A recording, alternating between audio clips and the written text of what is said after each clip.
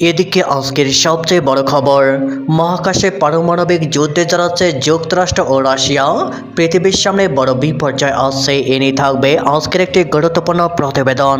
ইরানের জন্য সবকিছু করতে প্রস্তুত রাশিয়া। বিশ্ব রাজনীতির উত্তেজনা সপ্তমে তুলে দিয়ে এমনটাই জানিয়ে দিল রাশিয়া। সাধারণত এত স্পষ্টভাবে রাজনৈতিক সমর্থন বিরল হলেও রাশিয়া দেখিয়ে দিল শুধু মুখেই তারা মিত্র রাষ্ট্র।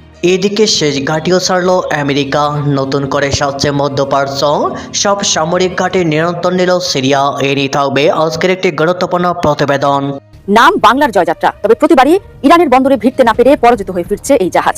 দর্শক, আপনাদের জানিয়ে রাখি, হরমুজ প্রণালীর একেবারে কাছে গিয়েও পার হতে পারল না বাংলাদেশ শিপিং কর্পোরেশন বিএসসির মালিকানাধীন জাহাজ এমভি বাংলার জয়যাত্রা। ইরানের নৌবাহিনীর অনুমতি না মেলায় জাহাজটি আবারও তার আগের অবস্থানে অর্থাৎ সংযুক্ত আরব আমিরাতের মিনা সাকার বন্দরের জলসীমায় বাইরে ফিরেছে। বাংলাদেশ সময় শুক্রবার গভীর রাত 1টার দিকে হরমুজ প্রণালী অতিক্রম না করে জাহাজটি দিক ঘুরিয়ে আগের অবস্থানে ফিরে আসার জন্য রওনা দেওয়ার কথা জানান বাংলার জয়যাত্রার ক্যাপ্টেন শফিকুল ইসলাম। যদিও হরমুজ প্রণালীতে আটকে পড়া বাংলাদেশ শিপিং কর্পোরেশনের মালিকানাধীন জাহাজ বাংলার জয়যাত্রাকে ফেরাতে কূটনৈতিক চ্যানেলে সব ধরনের কাজ চলছে বলে জানিয়েছেন নৌ পরিবহন মন্ত্রী শেখ রবিউল আলম। এদিকে হরমুজ প্রণালীতে 2 তেলবাহী ট্যাঙ্কারে গুলিবর্ষণ, উত্তেজনা বাড়ল। এ নিয়ে থাকবে আজকের একটি গুরুত্বপূর্ণ প্রতিবেদন। হরমুজ প্রণালীতে 2টি তেলের ট্যাঙ্কারে গুলি ছোড়া হয়েছে। আইআরজিসির গানবোট থেকে গুলি ছোড়া হয় বলে জানিয়েছে ব্রিটিশ সমুদ্র বিষয়ক সংস্থা ইউকেএনটিও। এদিকে মধ্যপ্রাচ্যের জলসীমায় আবারও প্রবেশ করেছে বিশ্বের বৃহত্তম বিমানবাহী রণতরী ইউএসএস জেরাল্ড আর ফোর্ড। এর আগে মার্কিন নৌ অবরোধ তুলে না নেওয়ার জেরে আবারও হরমুজ প্রণালী বন্ধ করে দেয় ইরান। এদিকে হরমুজ প্রণালী বন্ধের পর এবার শত্রুপক্ষকে ভয়ঙ্কর বার্তা মোস্তফা খামেনির। এ নিয়ে থাকবে আজকের একটি গুরুত্বপূর্ণ প্রতিবেদন। মধ্যপ্রাচ্যের রাজনীতি অনেকটা মরুভূমির মরিচিকার মতো, দূর থেকে যা দেখা যায় কাছে গেলে তার রূপ বদলে যায়। এই মরিচিকার পেছনে ছুটতে ছুটতে আজ যেন নিজের পথ হারিয়ে ফেলেছেন বেনিয়ামিন নেতানিয়াহু, যিনি একসময় নিজেকে ইতিহাসের পাতায় অমর করে রাখার স্বপ্ন দেখতেন। আজ তাকেই ইতিহাসের আদালতে দাঁড়িয়ে জবাব দিতে হচ্ছে এই যুদ্ধ কেন, আর ফলাফল বাকি। এদিকে ইসরায়েলের 14 সেনা নিহত, আহত 650 জনের বেশি। এ নিয়ে থাকবে আজকের একটি গুরুত্বপূর্ণ প্রতিবেদন। একের পর এবার ইসরায়েলের আকাশ জুড়ে হানা দিয়েছে ঝাঁকে ঝাঁকে মৌমাছি। শপিং মল থেকে শুরু করে বাসাবাড়ি, প্রাইভেট কার, এমনকি দরজা জানালা সবকিছুই দখলে নিয়েছে মৌমাছি বাহিনী। শুধু তাই নয়, দেশটির সামরিক বাহিনীর উপরও প্রভাব ফেলেছে এই ক্ষুদ্র কিচ বাহিনী। অবস্থা এতটাই ভয়াবহ যে চরম আতঙ্কে ঘরবন্দি পুরো এলাকার মানুষ। কিন্তু হঠাৎ কেন এই ইহুদিবাদীদের উপর মৌমাছির হানা, নাকি ভয়ঙ্কর কিছুর ইঙ্গিত? পৃথিবীর সামনে কি কোনো বড় সড় বিপদ ঘনিয়ে আসছে? চুরমার হয়ে যেতে পারে সবকিছু। পশ্চিমা পরাশক্তিরা কি এক মহা প্রলয় নৃত্যের প্রস্তুতি নিচ্ছে? গত কয়েক বছর ধরে একটি আতঙ্ক মার্কিন যুক্তরাষ্ট্রকে তাড়া করে ফিরছে। সেটি হলো মহাকাশে রাশিয়ার সম্ভাব্য পারমাণবিক অস্ত্রের ব্যবহার। মহাকাশে পারমাণবিক অস্ত্র ব্যবহার করলে পৃথিবীর কক্ষপথে থাকা অর্ধেক সামরিক ও বেসামরিক স্যাটেলাইট ধ্বংস হয়ে যেতে পারে। এছাড়া মহাকাশের নিম্ন কক্ষপথ বছরের পর বছর ব্যবহারের অযোগ্য হয়ে যেতে পারে। প্রতিবেদন অনুযায়ী রাশিয়া এমন এক ধরনের অ্যান্টি স্যাটেলাইট সিস্টেম তৈরি করছে যা মহাকাশে পারমাণবিক বিস্ফোরণ ঘটাবে। এর ফলে সৃষ্ট তড়িৎ চুম্বকীয় পালস মুহূর্তের মধ্যে শত শত স্যাটেলাইট ধ্বংস করে দিতে সক্ষম। 2024 সালে জো বাইডেন প্রশাসন জানিয়েছিল রাশিয়ার এই ধরনের অস্ত্রের পরীক্ষামূলক একটি স্যাটেলাইট গত 2 বছর ধরে কক্ষপথে অবস্থান করছে। এই স্যাটেলাইটের নাম কসমস 2553। যদিও একে বৈজ্ঞানিক গবেষণা বলে দাবি করেছে রাশিয়া, তবে রাশিয়ার এই দাবিকে বিশ্বাস করছে না যুক্তরাষ্ট্র। সম্প্রতি মার্কিন সেনেটের সশস্ত্র পরিষেবা কমিটির চেয়ারম্যান রজার উইকের সতর্ক করে বলেন, যুক্তরাষ্ট্র মহাকাশ ও পারমাণবিক হুমকি মোকাবেলায় যথেষ্ট তৎপর নয়। এর পরিপ্রেক্ষিতে মার্কিন স্পেস কমান্ড গত মার্চ মাসে অ্যাপোলো ইনসাইট নামে একটি টেবিল টপ যুদ্ধ মহড়ার আয়োজন করে। 23 মার্চ অনুষ্ঠিত এই মহড়ায় প্রথমবারের মতো মহাকাশ খাতের 62টি বাণিজ্যিক প্রতিষ্ঠান এবং 175 জন প্রতিনিধি অংশ নেন। এছাড়া অস্ট্রেলিয়া, কানাডা, নিউজিল্যান্ড ও যুক্তরাজ্যের মতো মিত্র দেশ এবং নাসা সহ 17টি সরকারি সংস্থা এতে যোগ দেয়। মহড়ায় মূলত মহাকাশে পারমাণবিক অস্ত্রের হুমকি এবং তা শনাক্ত ও প্রতিরোধের উপর গুরুত্ব দেওয়া হয়। যদিও মহড়াটি ছিল গোপনীয়, তবে এতে রাশিয়ার এই হুমকির ভয়াবহতা নিয়ে আলোচনা করা হয়েছে। ওপেন সোর্স ইন্টেলিজেন্স রিপোর্ট অনুযায়ী মহাকাশে রাশিয়া পারমাণবিক বিস্ফোরণ ঘটালে তার পরিণতি হবে বিধ্বংসী। বিস্ফোরণের দৃষ্টিসীমায় থাকা স্যাটেলাইটগুলো সরাসরি ধ্বংস হবে। তাছাড়া ভ্যান অ্যালেন বেল্টে আটকে পড়া তেজস্ক্রিয়তার পরিমাণ বেড়ে যাবে। এই তেজস্ক্রিয়তার ফলে মাস ধরে মহাকাশের বাকি স্যাটেলাইটগুলো অকেজো হয়ে যাবে এবং বছরের পর বছর মহাকাশ ব্যবহারের ঝুঁকি অনেক বাড়বে। এছাড়া মহাকাশের নিম্নকক্ষে 90% বেশি বাণিজ্যিক স্যাটেলাইট থাকে, তাই এখানে পরমাণু বিস্ফোরণ হলে মহাকাশ ভিত্তিক সব সেবা ভেঙে পড়বে। মধ্যম কক্ষপথে জিপিএস এবং নেভিগেশন সিস্টেম থাকে, এখানে বিস্ফোরণ হলে বিশ্বজুড়ে দিক নির্ণয় ব্যবস্থা অচল হবে। জিও স্টেশনারি কক্ষপথে এখানে আবহাওয়া, টিভি এবং সামরিক কমান্ড ও কন্ট্রোল সিস্টেম থাকে, এখানকার ক্ষয়ক্ষতি কৌশলগত প্রতিরক্ষা ব্যবস্থাকে পঙ্গু করে দেবে। মার্কিন স্পেস কমান্ডের প্রধান জেনারেল স্টিফেন হোয়াইটনিং সতর্ক করে বলেছেন, মহাকাশকে যুদ্ধের একটি ক্ষেত্র হিসেবে বিবেচনা করে এখনই প্রস্তুতি নিতে হবে, অন্যথায় রাশিয়া আমেরিকার চেয়ে কয়েক গুণ এগিয়ে যাবে বলে সতর্ক করেছেন তিনি। শেষ হলো আমেরিকার খেলা। ইরানের সাথে যুদ্ধবিরতির মধ্যেই সিরিয়ার মাটিতে গড়ে তোলা সামরিক উপস্থিতি গুটিয়ে নিয়ে শেষ সেনাটিও সরিয়ে নিল ওয়াশিংটন। একে একে খালি হলো ঘাঁটি, থামলো বিদেশি বুটের শব্দ, আর সেই শূন্যতায় প্রবেশ করলো সিরিয়ার নিজস্ব বাহিনী। কাসরা ইরাক থেকে আলতানফ সব সামরিক ঘাঁটির নিয়ন্ত্রণ এখন দামেস্কের হাতে। বদলে গেল শক্তির মানচিত্র, নড়ে চড়ে বসলো পুরো মধ্যপ্রাচ্য। মার্কিন আধিপত্যের অবসান ঘটিয়ে নতুন বাস্তবতার সূচনা, যেখানে নিজের ভূখণ্ডে নিজের কর্তৃত্ব প্রতিষ্ঠার ঘোষণা দিচ্ছে সিরিয়া। মধ্যপ্রাচ্যের ভূরাজনীতিতে এক নতুন মোড়। প্রায় এক দশক পর সিরিয়া থেকে নিজেদের শেষ সেনা সদস্যদের সরিয়ে নিয়েছে আমেরিকা। হাসাকা অঞ্চলের কাসরাক সামরিক ঘাঁটি থেকে বৃহস্পতিবার এই প্রত্যাহারের মধ্য দিয়ে শেষ হল ওয়াশিংটনের দীর্ঘ সামরিক উপস্থিতি। 2015 সালে ইসলামিক স্টেটের বিরুদ্ধে লড়াইয়ের নামে সিরিয়ায় প্রবেশ করে মার্কিন বাহিনী। সময়ের সঙ্গে সঙ্গে সেই উপস্থিতি কেবল জঙ্গি দমনেই সীমাবদ্ধ থাকেনি, বরং আঞ্চলিক শক্তির ভারসাম্যেও বড় ভূমিকা রেখেছে। তবে এখন বদলে যাচ্ছে সেই বাস্তবতা। সিরীয় কর্মকর্তাদের তথ্য অনুযায়ী মার্কিন সেনারা ঘাঁটি ছাড়ার পরপরই সেখানে প্রবেশ করে সিরিয়ার সেনাবাহিনীর 60তম ডিভিশন। গুরুত্বপূর্ণ এই ঘাঁটিটি এখন সিরিয় ডেমোক্রেটিক ফোর্সেস বা এসডিএফ এবং সরকারি বাহিনীর যৌথ নিয়ন্ত্রণে রয়েছে। বিশ্লেষকরা বলছেন, সম্ভাব্য হামলার ঝুঁকি এড়াতে অত্যন্ত সতর্কতার সঙ্গে এই প্রত্যাহার সম্পন্ন করা হয়েছে। জর্ডান সীমান্ত ব্যবহার করে সরিয়ে নেওয়া হয়েছে সেনা ও সামরিক সরঞ্জাম। এদিকে এই পদক্ষেপকে স্বাগত জানিয়েছে সিরিয়ার পররাষ্ট্র মন্ত্রণালয়। তাদের মতে এটি এসডিএফ কে জাতীয় কাঠামোর মধ্যে একীভূত করার প্রক্রিয়ার অংশ।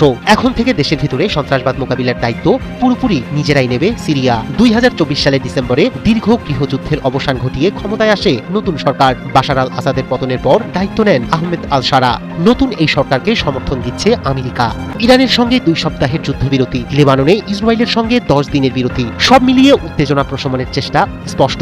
বিশ্লেষকরা বলছেন, এই প্রেক্ষাপটে সিরিয়া থেকে মার্কিন সেনা প্রত্যাহার আসলে একটি বৃহত্তর কৌশলের অংশ। সব মিলিয়ে সিরিয়া থেকে মার্কিন সেনা প্রত্যাহার শুধু একটি সামরিক সিদ্ধান্ত নয়, এটি মধ্যপ্রাচ্যের নতুন রাজনৈতিক বাস্তবতার ইঙ্গিত। শুক্রবার লেবানন ও ইসরায়েলের যুদ্ধবিরতি কার্যকর হওয়ার পর সাময়িক সময়ের জন্য হরমুজ প্রণালী খুলে দেয় ইরান। এরপরও তেহরানের উপর মার্কিন নৌ অবরোধ অব্যাহত রাখে ট্রাম্প প্রশাসন। এর প্রতিক্রিয়ায় শনিবার হরমুজ প্রণালী আবার বন্ধ করে দেয় ইরান। আইআরজিসির বিবৃতিতে বলা হয়, নৌ অবরোধের আড়ালে জলদস্যুতা চালিয়ে যাচ্ছে যুক্তরাষ্ট্র। ইরানি জাহাজগুলোর চলাচল সম্পূর্ণ নিরাপদ না হওয়া পর্যন্ত বন্ধ থাকবে হরমুজ প্রণালী। এরপরই তেলের ট্যাঙ্কারে 2টি গানবোট থেকে গুলি ছোড়া হয়। গানবোটগুলো আইআরজিসির বলে অভিযোগ ব্রিটিশ সমুদ্র বিষয়ক সংস্থা UKMTOর। বার্তা সংস্থা এপির প্রতিবেদন বলছে, মধ্যপ্রাচ্যের জলসীমায় আবারও প্রবেশ করেছে বিশ্বের বৃহত্তম বিমানবাহী রণতরী USS জেরাল্ড আর ফোর্ড। এর সঙ্গে রয়েছে USS মাহান ও USS উইস্টন এস চার্চিল নামে 2টি যুদ্ধজাহাজ। যুক্তরাষ্ট্র ও ইসরায়েলের দুর্বলতা বিশ্ববাসীর সামনে উন্মোচিত হয়েছে বলে মন্তব্য করেছেন ইরানের সর্বোচ্চ নেতা আয়াতুল্লাহ মুজতবা খামিনি। দেশটির সেনাবাহিনী দিবস উপলক্ষে বিশেষ বার্তায় তিনি বলেন, চলমান সংঘাত ইরানের বিপ্লবী ঐতিহ্যের অবিচ্ছেদ্য অংশ। এদিকে চুক্তি না হলে যুক্তরাষ্ট্র আবার বোমা হামলা শুরু করবে। ট্রাম্পের এই হুমকির জবাবে ইরানের উপপররাষ্ট্রমন্ত্রী সাইদ খতিবজাদে মন্তব্য করেন, মার্কিন প্রেসিডেন্ট বেশি কথা বলেন, ইরানের সবশেষ সেনা বেঁচে থাকা পর্যন্ত লড়াই চলবে বলেও জানান সাইদ। যুক্তরাষ্ট্র ও ইরানের চুক্তির জন্য মিশর ও পাকিস্তান জোরালোভাবে কাজ করছে বলে জানিয়েছেন মিশরের পররাষ্ট্রমন্ত্রী বদর আবদেলাত্তি। তিনি বলেন, শুধু মধ্যপ্রাচ্য নয়, পুরো বিশ্বই এই যুদ্ধের কারণে ভুগছে। এদিকে হরমুজ প্রণালী বন্ধের পর এবার শত্রুপক্ষকে ভয়ঙ্কর বার্তা মোস্তফা খামেনির। মাত্র 1 দিনের বিরতি শেষে আবারও হরমুজ প্রণালী বন্ধ করে দিয়েছে ইরান। সেই সঙ্গে এবার যুক্তরাষ্ট্রকে ভয়ঙ্কর এক বার্তাও দিয়েছেন ইরানের বর্তমান সর্বোচ্চ নেতা আয়াতুল্লাহ মোস্তফা খামেনি। শনিবার 18 এপ্রিল এক প্রতিবেদনে এই তথ্য জানিয়েছে আল জাজিরা। প্রতিবেদন অনুযায়ী ইসরায়েল যুক্তরাষ্ট্রের সঙ্গে যুদ্ধ শুরুর পর থেকে এখন পর্যন্ত জনসম্মুখে আসেনি ইরানের সর্বোচ্চ নেতা মোস্তফা খামেনি। তবে শনিবার নিজের টেলিগ্রাম চ্যানেলে দেওয়া এক বিবৃতিতে তিনি বলেছেন, ইরানের নৌবাহিনীর শত্রুদের নতুন পরাজয়ের তিক্তস্বাদ আস্বাদন করানোর জন্য প্রস্তুত রয়েছে। ইরানের সেনাবাহিনীর প্রতিষ্ঠাবার্ষিকী উদযাপন উপলক্ষে দেওয়া বার্তায় যুদ্ধের সময় এই অঞ্চলে ইসরায়েল ও যুক্তরাষ্ট্রের স্বার্থ লক্ষ্য করে চালানো ড্রোন হামলার প্রশংসা করেন তিনি। মোস্তফা খামেনি বলেন, ইরানের সেনাবাহিনীর শত্রুদের দুর্বলতা ও অপমানিত হওয়ার বিষয়টি বিশ্ববাসীর সামনে উন্মোচন করেছে।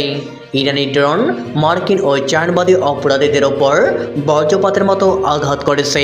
এর আগে ইরানের বন্দরে যুক্তরাষ্ট্রের অবরোধ জারি থাকায় শনিবার তেহরানের যৌথ সামরিক কমান্ডের এক বিবৃতিতে হরমুজ প্রণালী পুনরায় বন্ধ করে দেওয়ার ঘোষণা দেওয়া হয়েছে।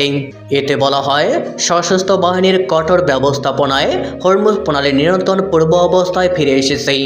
সতর্ক করে দিয়ে বিবৃতিতে বলা হয়, ইরানি বন্দরগুলোর উপর যুক্তরাষ্ট্রের অবরোধ জারি থাকা পর্যন্ত এই প্রণালী দিয়ে জাহাজ চলাচল বন্ধ থাকবে। মার্কিন প্রেসিডেন্ট ডোনাল্ড ট্রাম্পের মন্তব্যের পরদিন সকালে এই ঘোষণা দেয় ইরানের সামরিক বাহিনী। ট্রাম্প বলেছিলেন, পারমাণবিক কর্মসূচি সহ অন্যান্য বিষয়ে তেহরান যতক্ষণ কোনো চুক্তিতে না পৌঁছাচ্ছে ততক্ষণ পর্যন্ত মার্কিন অবরোধ পূর্ণ শক্তিতে বহাল থাকবে। এদিকে ইসরায়েলের 14 সেনা নিহত, আহত 650 জনের বেশি। ইরানের যুদ্ধ শুরুর পর থেকেই লেবাননে ব্যাপক সামরিক আগ্রাসন চালাচ্ছে ইসরায়েল। এর বিপরীতে লেবাননের সশস্ত্র গোষ্ঠী হিজবুল্লাহ পাল্টা হামলা চালিয়ে যাচ্ছে। এমন পরিস্থিতিতে সংঘাতের এখন পর্যন্ত অন্তত 14 জন সেনা হারানোর কথা জানিয়েছে ইসরায়েলি সেনাবাহিনী।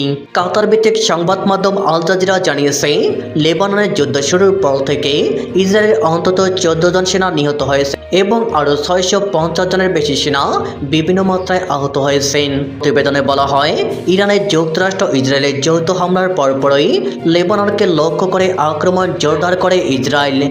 এই আক্রমণে এখন পর্যন্ত 10 লাখেরও বেশি মানুষ বাস্তুচ্যুত হয়েছে। এছাড়াও 2000-এরও বেশি সাধারণ নাগরিক নিহত হয়েছেন বলে জানা গেছে। নাম বাংলার জয়যাত্রা, তবে প্রতিবারই ইরানের বন্দরে ভিড়তে না পেরে পরাজিত হয়ে ফিরছে এই জাহাজ। দর্শক, আপনাদের জানিয়ে রাখি, হরমুজ প্রণালীর একেবারে কাছে গিয়েও পার হতে পারল না বাংলাদেশ শিপিং কর্পোরেশন বিএসসি এর মালিকানাধীন জাহাজ এমভি বাংলার জয়যাত্রা। ইরানের নৌবাহিনীর অনুমতি না মেলায় জাহাজটি আবারও তার আগের অবস্থানে অর্থাৎ সংযুক্ত আরব আমিরাতের মিনা সাকার বন্দরের জলসীমায় বাইরে ফিরেছে। বাংলাদেশ সময় শুক্রবার গভীর রাত 1টার দিকে হরমুজ প্রণালী অতিক্রম না করে জাহাজটি দিক ঘুরিয়ে আগের অবস্থানে ফিরে আসার জন্য রওনা দেওয়ার কথা জানান বাংলার জয়যাত্রার ক্যাপ্টেন শফিকুল ইসলাম। যদিও হরমুজ প্রণালীতে আটকে পড়া বাংলাদেশ শিপিং কর্পোরেশনের মালিকানাধীন জাহাজ বাংলার জয়যাত্রাকে ফেরাতে কূটনৈতিক চ্যানেলে সব ধরনের কাজ চলছে বলে জানিয়েছেন নৌ পরিবহন মন্ত্রী শেখ রবিউল আলম। তাহলে প্রশ্ন উঠেছে, এতদিন কেন আলোচনা হয়নি? আর যদি ভেতরে ভেতরে আলোচনা চলে তাহলে ব্যর্থতা কোথায়? এর আগে যুদ্ধবিরতি শুরু হলে 8 এপ্রিল হরমুজ প্রণালী পার হতে সৌদি আরবের রাস আল খাইর বন্দর থেকে নোঙর তুলে যাত্রা শুরু করেছিল এমভি বাংলার জয়যাত্রা। কিন্তু অনুমতি না পায় সেই যাত্রায় হরমুজ প্রণালী পার হতে পারেনি বাংলাদেশের পতাকাবাহী জাহাজটি। কিন্তু বারবার বাংলাদেশের সাথে এমন ঘটনা কেন ঘটছে? দর্শক, মূলত গত 28 ফেব্রুয়ারি যুদ্ধ শুরু হওয়ার পর থেকে হরমুজ প্রণালীকে কেন্দ্র করে বৈশ্বিক জ্বালানি সরবরাহের বড় ধরনের স্থবিরতা তৈরি হয়। এর মধ্যে বেশ কিছু বন্ধু প্রতিম দেশকে ঠিকই হরমুজ পার হতে দিয়েছিল তেহরান। তালিকায় অন্যান্যদের সাথে ছিল বাংলাদেশও। গত 26 মার্চ হরমুজ প্রণালী দিয়ে বাংলাদেশ সহ 6 দেশের জাহাজ চলাচলের অনুমতি দেয় ইরান। সবুজ সংকেত পেয়ে 8 এপ্রিল প্রথমবার সেই হরমুজের পথে গিয়েও ফিরে আসে বাংলার জয়যাত্রা। সবশেষ ইরান বাণিজ্যিক জাহাজের জন্য হরমুজ প্রণালী পুরোপুরি খোলার ঘোষণা দেওয়ার পর মিনা সাকার বন্দরের বহির্নোঙরে থাকা এমভি বাংলার জয়যাত্রা শুক্রবার রাত 9টার দিকে হরমুজ প্রণালী দিকে রওনা দেয়, যেটি শুরুতে বলছিলাম। গভীর রাতে সারবাহী জাহাজটি হরমুজ প্রণালীর কাছাকাছি পৌঁছায়, তবে ব্যর্থ হয়। এই বিষয়ে ক্যাপ্টেন শফিকুল ইসলাম বলেন, ইরানের নৌবাহিনী আমাদের জাহাজের হরমুজ প্রণালী অতিক্রমের আবেদন প্রত্যাখ্যান করে ফিরে যাওয়ার নির্দেশ দেয়। পরবর্তীতে আমরা জাহাজ নিয়ে পুনরায় মিনা সাকার বন্দরের উদ্দেশ্যে যাত্রা শুরু করি। এখানে একটি কথা না বললেই নয়, ইরান আমেরিকা ইসরায়েলের যৌথ হামলার পর এই ইস্যুতে বাংলাদেশ সরকার যে বিবৃতি দিয়েছে তাতে কষ্ট পেয়েছে তেহরান। ইরান প্রত্যাশা করে আগ্রাসী শক্তির ভূমিকার নিন্দা করবে বাংলাদেশ। গত 1 এপ্রিল মধ্যপ্রাচ্যের সাম্প্রতিক ঘটনা নিয়ে ঢাকায় ইরানের দূতাবাসে এক সংবাদ সম্মেলনে এসব কথা বলেছিলেন বাংলাদেশে নিযুক্ত ইরানের রাষ্ট্রদূত জলিল রহিমি জাহানাবাদী। তিনি বলেন, ইরান ইস্যুতে বাংলাদেশ সরকারের বিবৃতিতে আমরা কষ্ট পেয়েছি। এই বিবৃতি আরো স্পষ্ট হওয়া উচিত ছিল। বাংলাদেশ মুসলিম রাষ্ট্র, আমাদের ভাই হিসেবে ইরানের আগ্রাসী শক্তির বিরুদ্ধে নিন্দা করবে, এটাই আমাদের প্রত্যাশা ছিল, সেটা হয়নি। এটাই আমাদের জন্য কষ্টের। তো কি এমন বার্তা দিয়েছিল বাংলাদেশ? চলুন সেটি একটু দেখে আসি। ইরান, ইসরায়েল ও আমেরিকা ইস্যুতে বাংলাদেশের পররাষ্ট্র মন্ত্রণালয় 1 মার্চ 2026 এক বিবৃতিতে গভীর উদ্বেগ প্রকাশ করে। সেখানে সরাসরি কোনো পক্ষের নাম না নিয়ে সার্বভৌমত্ব লঙ্ঘন ও আগ্রাসনের নিন্দা জানানো হয়েছে। তবে সরাসরি ইরানে হামলা নিন্দা না জানানোয় নাখুশ হয় ইরান। যদিও বাংলাদেশের সঙ্গে সম্পর্ক আরো শক্তিশালী করার বার্তা দেন রাষ্ট্রদূত জলিল রহিমি। তিনি বলেন, বাংলাদেশ আমাদের বন্ধু ও ভাতৃপ্রতিম দেশ, আমরা চাই আমাদের সম্পর্ক আরো শক্তিশালী হোক। বন্ধুত্বের বার্তা দিল কেন বারবার বাংলার জয়যাত্রাকে হরমুজ থেকে ফিরিয়ে দিচ্ছে ইরান? এখানে একটি বিষয় জানিয়ে রাখি, এর কয়েকদিন পর বাংলাদেশের সাথে করা চলমান সব চুক্তির খোঁজ খবর বা তদারকি ইরান রাখছে বলে জানিয়েছিলেন ঢাকায় নিযুক্ত ইরানের সেই রাষ্ট্রদূত। আপনাদের জানিয়ে রাখি, অধ্যাপক ইউনূসের নেতৃত্বাধীন অন্তর্বর্তীকালীন সরকার বিদায়ের আগে যুক্তরাষ্ট্রের সাথে 2026 সালের ফেব্রুয়ারিতে একটি পারস্পরিক বাণিজ্য চুক্তি স্বাক্ষর করেছে। ইরান কি আমেরিকার সাথে এই চুক্তির কথা বলেছে? যদিও সেটি পরিষ্কার করেনি। তাহলে কি বাংলাদেশের উপর নীরবে ক্ষুব্ধ তেহরান, তাই বলে বাংলাদেশের কোনো জাহাজ পার হতে পারছে না? আর যদি ইরানের মনে কোনো ক্ষোভ থেকেই থাকে তাহলে বাংলাদেশ কেন উদ্যোগ নিচ্ছে না? কূটনৈতিক ব্যর্থতা আসলে কোথায়? তাহলে বাংলা জয়যাত্রা হরমুজ পাড়ি দিতে পারবে না কেন? দর্শক, আপনাদের জানিয়ে রাখি, বিএসসি এর মালিকানাধীন জাহাজটি সিঙ্গাপুর ভিত্তিক একটি প্রতিষ্ঠানের অধীনে ভাড়ায় চালিত হচ্ছে। জাহাজটির 31 নাবিকের কিন্তু সবাই বাংলাদেশি। বাংলা জয়যাত্রা জাহাজটি মধ্যপ্রাচ্যের জলসীমায় প্রবেশ করে গত 26 জানুয়ারি। এরপর মধ্যপ্রাচ্যের বিভিন্ন বন্দরে পণ্য নিয়ে যায় জাহাজটি। গত 26 ফেব্রুয়ারি কাতারের মেসাইড বন্দর থেকে 38,800 টন স্টিল কয়েল নিয়ে দুবাইয়ের জেবেল আলী বন্দরে বহির্নোঙরে আসে এমভি বাংলার জয়যাত্রা। এরপর 28 ফেব্রুয়ারি ইরানের উপর আমেরিকা ও ইসরায়েলের হামলা শুরু হলে পণ্য খালাস দেরি হয়। ভেড়ার একদিন পরে জাহাজ থেকে 200 মিটার দূরত্বে একটি তেল রিজার্ভারে মিসাইল হামলার পর আগুন ধরে যায়। এমন পরিস্থিতিতে জাহাজটির 31 বাংলাদেশি নাবিকের মধ্যে নিরাপত্তা নিয়ে অনিশ্চয়তা তৈরি হয়। এর কয়েকদিনের মধ্যে জাহাজ থেকে পণ্য খালাস শুরু হয়। পণ্য খালাস শেষে জাহাজটির পুনরায় কাতারে ফেরার কথা থাকলেও যুদ্ধ পরিস্থিতিতে সেটি বাতিল হয়। এরপর বাংলার জয়যাত্রা মুম্বাই যাওয়ার কথা ছিল। সেখানে যেতে হলে জাহাজটিকে হরমুজ প্রণালী অতিক্রম করতে হতো। সে উদ্দেশ্যে রওনাও দেয় জাহাজটি। তবে যুদ্ধের কারণে বিশ্ব বাণিজ্যের গুরুত্বপূর্ণ প্রণালী দিয়ে জাহাজ চলাচল কার্যত বন্ধ হয়ে যায়। এরপর সাময়িক যুদ্ধবিরতি হলেও হরমুজ প্রণালী আর আগের মতো সচল হয়েও হচ্ছে না। মধ্যপ্রাচ্যের রাজনীতি অনেকটা মরুভূমির মরীচিকার মতো, দূর থেকে যা দেখা যায় কাছে গেলে তার রূপ বদলে যায়। এই মরিচিকার পেছনে ছুটতে ছুটতে আজ যেন নিজের পথ হারিয়ে ফেলেছেন বেনিয়ামিন নেতানিয়াহু, যিনি একসময় নিজেকে ইতিহাসের পাতায় অমর করে রাখার স্বপ্ন দেখতেন। আজ তাকেই ইতিহাসের আদালতে দাঁড়িয়ে জবাব দিতে হচ্ছে এই যুদ্ধ কেন আর ফলাফলই বাকি। মধ্যপ্রাচ্যের রাজনীতি বুঝতে হলে মানচিত্র নয়, বুঝতে হয় মানুষের ভয়, অহংকার আর স্বপ্ন। আর এই তিনের মিশেলেই তৈরি হয়েছে এক জটিল গল্প, যার কেন্দ্রে আজ দাঁড়িয়ে আছেন নেতানিয়াহু। বহু বছর ধরে যিনি নিজেকে ইসরায়েলের নিরাপত্তার প্রতীক হিসেবে তুলে ধরেছেন, নিজেকে ঈশ্বরের দূত ভাবতেন, তিনি এখন নিজের তৈরি যুদ্ধের জালে আটকে পড়েছেন। 7 এপ্রিলের সেই রাতটা যেন এক নাটকের দৃশ্য। একদিকে মার্কিন প্রেসিডেন্ট ডোনাল্ড ট্রাম্পের কঠোর হুমকি, ইরানি সভ্যতাকে মুছে ফেলার কথা। অন্যদিকে ইসরায়েলের জনগণ, যারা এই হুমকিকে নিজের নিরাপত্তার নিশ্চয়তা ভেবে নিশ্চিন্তে ঘুমাতে গিয়েছিল। কিন্তু মধ্যরাতে গল্পের মোড় এমনভাবে ঘুরল যা কেউ ভাবেনি। যুদ্ধের বদলে হঠাৎ করে যুদ্ধবিরতির আলোচনা। এই ঘোষণার পরপরই ইরান সামনে নিয়ে এলো তাদের 10টি শর্ত। শর্তগুলো কেবল যুদ্ধ থামানোর ছিল না, বরং ছিল নিজেদের অবস্থানকে আরো শক্ত করার। তারা চেয়েছে শত্রুতা পুরোপুরি বন্ধ, ইউরেনিয়াম সমৃদ্ধকরণ চালিয়ে যাওয়ার অধিকার, তাদের মিত্রদের নিরাপত্তা নিশ্চিত করা, যুদ্ধের ক্ষতিপূরণ, এমনকি হরমুজ প্রণালী দিয়ে চলাচলকারী জাহাজ থেকে ফি আদায়ের মতো দাবিও। এই শর্তগুলো যদি কেউ মন দিয়ে পড়ে তাহলে বুঝতে পারবে এটি কোনো পরাজিত দেশের ভাষা নয়, বরং এটি এমন এক দেশের ভাষা যে জানে সে টিকে গেছে এবং এখন দর কষাকষির টেবিলে তার অবস্থান শক্ত। এখানেই শুরু নেতানিয়াহুর বিপদের আসল গল্প, কারণ এই যুদ্ধ শুরু হয়েছিল সম্পূর্ণ ভিন্ন লক্ষ্য নিয়ে। ফেব্রুয়ারি শেষ দিকে যখন তিনি এই সংঘাতের পথ বেছে নেন, তখন তার লক্ষ্যই ছিল স্পষ্ট: ইরানের শাসন ব্যবস্থাকে দুর্বল করা, সম্ভব হলে ভেঙে ফেলা এবং মধ্যপ্রাচ্যে ইসরায়েলের একচ্ছত্র আধিপত্য প্রতিষ্ঠা করা। তিনি চেয়েছিলেন ইসরায়েল হবে যুক্তরাষ্ট্রের প্রধান প্রতিনিধি, এই অঞ্চলের নিরঙ্কুশ শক্তি। কিন্তু যুদ্ধের বাস্তবতা অনেক সময় নেতার স্বপ্নকে নির্মমভাবে ভেঙে দেয়। ইরান ভেঙে পড়েনি, বরং তারা দাঁড়িয়ে গেছে আরো শক্তভাবে। তাদের শাসন ব্যবস্থা অটুট আছে, তারা দক্ষতার সঙ্গে যুক্তরাষ্ট্রের সঙ্গে আলোচনা চালিয়ে যাচ্ছে, তাদের ব্যালিস্টিক ক্ষেপণাস্ত্র সক্ষমতা অক্ষুণ্ণ এবং যে কোনো সময় নতুন করে পরমাণু কর্মসূচি শুরু করার সম্ভাবনাও তারা ধরে রেখেছে। সবচেয়ে গুরুত্বপূর্ণ বিষয়, হরমুজ প্রণালীর উপর তাদের প্রভাব। এই জলপথ দিয়ে বিশ্ব অর্থনীতির একটি বড় অংশ পরিবাহিত হয়, তেল, গ্যাস সবকিছু। এই পথ যদি কোনো দেশের নিয়ন্ত্রণে চলে যায়, তাহলে সেই দেশের কণ্ঠস্বরও বিশ্ব রাজনীতিতে অনেক জোরালো হয়ে ওঠে। আজ ইরান সেই জায়গাতেই দাঁড়িয়ে, অর্থাৎ যে দেশটিকে দুর্বল করার জন্য যুদ্ধ শুরু হয়েছিল, সেই দেশটি এখন আরো শক্তিশালী হয়ে ফিরে আসছে। এই ব্যর্থতা কেবল সামরিক নয়, এটি কৌশলগত ব্যর্থতা, রাজনৈতিক ব্যর্থতা এবং ব্যক্তিগত ব্যর্থতা, সবকিছুর সমন্বয়। আর এই ব্যর্থতার দ্বিতীয় অধ্যায় লেখা হয়েছে লেবাননে। নেতানিয়াহু এবং তার সেনাবাহিনী একসময় দাবি করেছিলেন লেবাননের বিদ্রোহী গোষ্ঠীকে তারা কার্যত ধ্বংস করে ফেলেছে। জনগণকেও বিশ্বাস করানো হয়েছিল হুমকি শেষ, বিপদ কেটে গেছে। কিন্তু বাস্তবতা অনেকটা ভিন্ন ছিল। যুদ্ধবিরতির পর যখন ইসরায়েল ধারাবাহিকভাবে হামলা চালাচ্ছিল এবং কোনো পাল্টা প্রতিক্রিয়া আসছিল না, তখন অনেকেই ভেবেছিল বিদ্রোহী গোষ্ঠী সত্যি দুর্বল হয়ে গেছে। কিন্তু সেই নীরবতা ছিল ঝড়ের আগের নীরবতা। হঠাৎ করেই পাল্টা হামলা শুরু হয়। প্রতিদিন প্রায় 200টি ক্ষেপণাস্ত্র ছুড়ে উত্তর ইসরায়েলকে কার্যত অচল করে দেওয়া হলো। এতে শুধু সাধারণ মানুষ নয়, ইসরায়েলি সেনাবাহিনীও চমকে গেল। বোঝা গেল যে শত্রুকে তারা শেষ ভেবেছিল সে এখনো যথেষ্ট শক্তিশালী। এই ঘটনা নেতানিয়াহুর বিশ্বাসযোগ্যতাকে বড় ধাক্কা দিয়েছে, কারণ একজন নেতা যখন বারবার এমন দাবি করেন যা পরে ভুল প্রমাণিত হয়, তখন জনগণের আস্থা দ্রুত কমে যায়। এরপর আসে আরো বড় আশঙ্কা, যদি যুদ্ধবিরতির শর্তে লেবানন অন্তর্ভুক্ত হয়, তাহলে লেবাননের বিদ্রোহী গোষ্ঠী, ইয়েমেনের হুথি এবং ইরাকের মিলিশিয়াদের নিয়ে যে আঞ্চলিক জোট গড়ে উঠছে, তারা আন্তর্জাতিক স্বীকৃতি পেতে পারে। ইসরায়েল, যাকে শত্রুর পক্ষ বলে থাকে, সেই জোটই তখন বৈধতা পেয়ে যাবে। অর্থাৎ নেতানিয়াহু যাদের দুর্বল করতে চেয়েছিলেন, তারা আরো শক্তিশালী হয়ে উঠবে। এই অবস্থায় দাঁড়িয়ে নেতানিয়াহুর রাজনৈতিক পরিস্থিতি যেন এক দুঃস্বপ্ন। অভ্যন্তরীণ রাজনীতিতে তার অবস্থান ক্রমেই দুর্বল হচ্ছে। জনমত জরিপ বলছে তার জোট প্রয়োজনীয় সংখ্যাগরিষ্ঠতা থেকে অনেক দূরে। একসময় যারা তাকে ঈশ্বরের দূত মনে করতেন, তারাই এখন হতাশ, কারণ মানুষ শুধু কথায় বিশ্বাস করে না, ফলাফল চায়। আর এই যুদ্ধে সেই ফলাফল নেই, বরং আছে একের পর এক প্রশ্ন। কেন যুদ্ধ শুরু করা হলো? কেন ইরানকে দুর্বল করা গেল না? কেন লেবাননে পরিস্থিতি নিয়ন্ত্রণে আনা গেল না? কেন যুক্তরাষ্ট্রের সঙ্গে জোট থেকেও কাঙ্ক্ষিত ফল পাওয়া গেল না? এই প্রশ্নগুলোর উত্তর দিতে দিতে একজন নেতার রাজনৈতিক শক্তি ক্ষয় হয়ে যায়। তার উপরে আছে আন্তর্জাতিক চাপ। অনেকেই এখন মনে করছে নেতানিয়াহু নিজেই যুক্তরাষ্ট্রকে এই যুদ্ধে টেনে এনেছেন, ফলে ওয়াশিংটনের ভেতরেও তার ভাবমূর্তি ক্ষতিগ্রস্ত হয়েছে। তাছাড়া 2 বছর ধরে ফিলিস্তিনে যে ধ্বংসযজ্ঞ চালিয়েছেন, তা বিশ্বের কাছে ঘৃণার পাত্র করে তুলেছে নেতানিয়াহুকে, যদিও তিনি তা গায়ে মাখেন না। অন্যদিকে আব্রাহাম অ্যাকর্ডের ভবিষ্যৎ এখন অনিশ্চিত। যে চুক্তির মাধ্যমে ইসরায়েল আরব দেশগুলোর সঙ্গে সম্পর্ক স্বাভাবিক করতে চেয়েছিল, সেই চুক্তি এখন প্রশ্নের মুখে, কারণ এই যুদ্ধেই সবচেয়ে বেশি ক্ষতিগ্রস্ত হয়েছে সেই আরব দেশগুলো। তারা এখন দেখছে ইরান আরো শক্তিশালী, আর ইসরায়েল ও যুক্তরাষ্ট্র তাদের রক্ষা করতে পারছে না, ফলে তাদের কৌশলগত হিসাবও বদলাতে শুরু করেছে। এই সবকিছু মিলিয়ে নেতানিয়াহু এখন এক অসম্ভব পরিস্থিতির মধ্যে। তিনি যদি যুদ্ধবিরতি মেনে নেন, তাহলে তার এতদিনের রাজনৈতিক অবস্থান ভেঙে পড়বে, আর যদি যুদ্ধ চালিয়ে যান, তাহলে ব্যর্থতার ঝুঁকি আরো বাড়বে।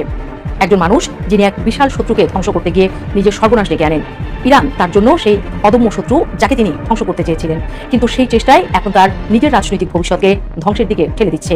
তবুও প্রশ্ন থেকে যায়, তিনি কি থামবেন? সম্ভবত না, কারণ ক্ষমতা এমন এক জিনিস যা মানুষকে শেষ পর্যন্ত লড়তে বাধ্য করে।